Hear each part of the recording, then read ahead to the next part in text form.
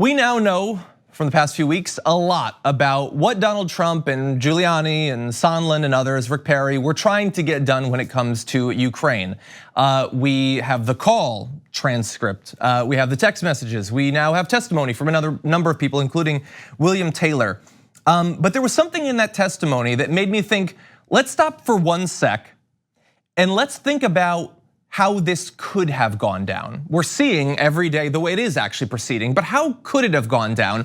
And William Taylor, in his testimony, actually describes something that's kind of chilling when you think about it. So I wanna read 2 little sections of that.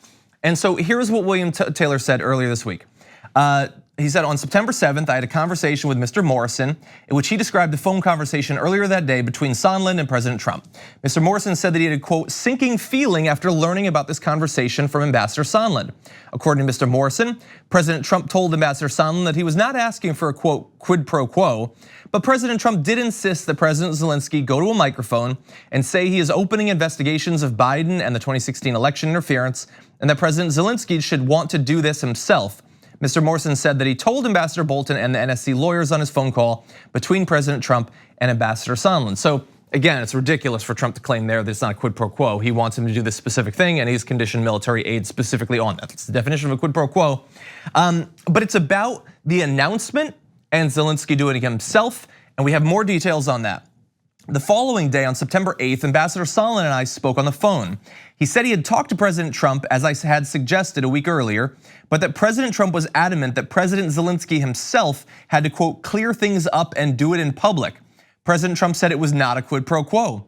Ambassador Sondland said that he had talked to President Zelensky and Mr. Yermak and told them that, although this was not a quid pro quo, if President Zelensky did not, quote, clear things up in public, we would be at a, quote, stalemate, which is, I'm not murdering you, I just want my knife back from your chest. Anyway, I understood, this is again William Taylor, not my commentary. I understood a stalemate to mean that Ukraine would not receive the much needed military assistance. Ambassador Sondland said that this conversation concluded with President Zelensky agreeing to make a public statement in an interview with CNN. So again, not a quid pro quo, except you won't get the aid unless you do this specific thing. You know the stakes, and so you will agree to do it. So it was a quid pro quo and a successful one up to that point. But the thing I wanna focus on here is not the fact that it's a quid pro quo. We understand that, we've understood it for a long time. But that last bit there about the CNN interview, which I guess has been out there, but I don't think people have really focused on it. So think about what could have actually happened. And we've got the script, we can go to that in just a little bit. So if the whistleblower hadn't brought this up, if there hadn't been the investigation, if the text messages hadn't come out, if because of that William Taylor didn't give his testimony, if Sondland hadn't confirmed effectively that it was a quid pro quo, if all of that hadn't happened and all of this was, as was planned, still secret, what you would have had either already or in a week or in a few months, maybe in 6 months, you would have had CNN announce, we have an interview with the president of Ukraine. Very exciting, tune in, we'll see what happens. We're gonna talk about how this comedian turned into a president should be really entertaining TV. And then at some point in that interview, the president of Ukraine, seemingly of his own volition, would have brought up, oh, and by the way, we're launching an investigation of how Joe Biden interfered in the 2016 election with the help of Ukrainian politicians and businessmen. And we're really concerned about the corruption of Joe Biden. And so we're looking into it, that's a thing that we're doing, it's just us. And we take corruption seriously, and so we're investigating Joe Biden. And that would have happened maybe later on in the primary, maybe during the general election. And Donald Trump would have had no connection to it whatsoever, because in none of this planning was there anything about a joint announcement. It would have been totally hidden. It would have just been a country starts an investigation of the guy running for president.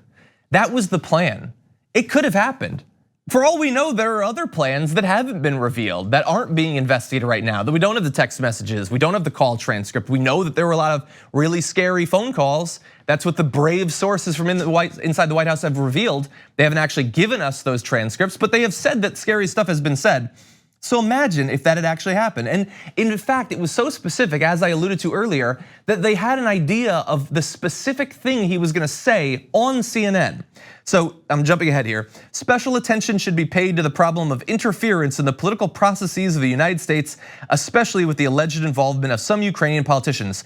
I want to declare that this is unacceptable. This would be the president on CNN. We intend to initiate and complete a transparent and unbiased investigation of all available facts and episodes, including those involving Burisma and the 2016 US elections. And let's just stop and acknowledge how amazing it is that CNN was chosen for this. Now, CNN, for all I know, had no involvement in this, that no interview was actually planned, but the goal was to do this on CNN. That is the news source that Donald Trump refers to as fake news. And what he was trying to do was make that true. He was trying to make CNN be the purveyor of literal fake news, a fake investigation over a fake conspiracy theory to help out Donald Trump's electoral chances. And thankfully, we found out about it. But otherwise, this would have just happened, and very serious journalists, all across the media, would be reporting on this as a serious thing. Oh my God, what is this gonna do to Joe Biden's chances? Like Joe Biden dipping a couple points in the polls, kind of understandable. All this corruption talk, all this investigation talk, that's what would have happened. I mean, the right wing would have gone mad. It would be the only thing you would have heard of. Sean Hannity probably would have known the origin of this, but he wouldn't have revealed it because he likes to hide things because he has no journalistic ethics literally whatsoever. But that's what could have actually happened. And all under the guise supposedly of they're really interested in corruption, they really care about it. Small little side story that made a little blip in the news, but that nobody really cares about. Trump administration sought billions of dollars in cuts to programs aimed at fighting corruption in Ukraine and elsewhere. But don't let that interfere with the narrative about the fact that this has nothing to do with his re-election campaign. It's just about corruption. They're just cutting billions of dollars from fighting corruption in that country and others.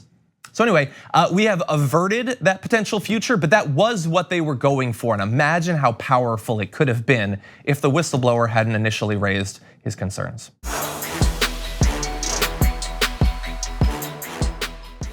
Check out the Damage Report podcast each day, wherever you get your podcasts, whether Pocket Casts or Stitcher or iTunes. You can join me as I give you the news and stories you want, with a range of co-hosts and interview guests jumping in on the fun each day. Again, that's the Damage Report, wherever you get your podcasts. And if you get them at iTunes, don't forget to rate and review. Sometimes I'll read them live on the show.